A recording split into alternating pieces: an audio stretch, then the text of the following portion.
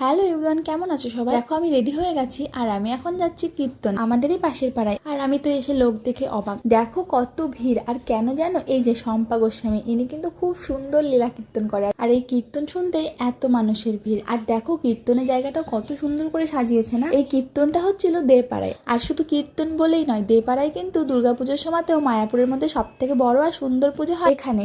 আর বেশ শম্পা গোস্বামীর কীর্তনটা ভালোই লাগছিল, অনেকক্ষণ ধরে বসে শুনছিলাম। আর তারপরে দেখো তাঁত হয়ে যে ওর বাবাকে দেখে যে অমনি গুটি গুটি পায়ে চলে গেল বাবার কাছে। আসলে মেয়েরা এমনই হয়, তাই না? বাবাকে পেলেই সবাইকে ভুলে যায়। তো চলো সামনের থেকে একটু ভগবানকে দর্শন করে আসি। আর এই যে এই ভাইটাই কিন্তু এখানে বসে পুরো প্রোগ্রামটা রেকর্ডিং করছিল। দেখো এখানে দুটো নিতাই গৌর আছে, রাধাকৃষ্ণ, কি মিষ্টি লাগছে না মুখগুলো। আর এবার শেষের দিকে কীর্তন তো একদম জমে উঠেছে, সবাই তালে তালে হাততালি দিতেও শুরু করেছে।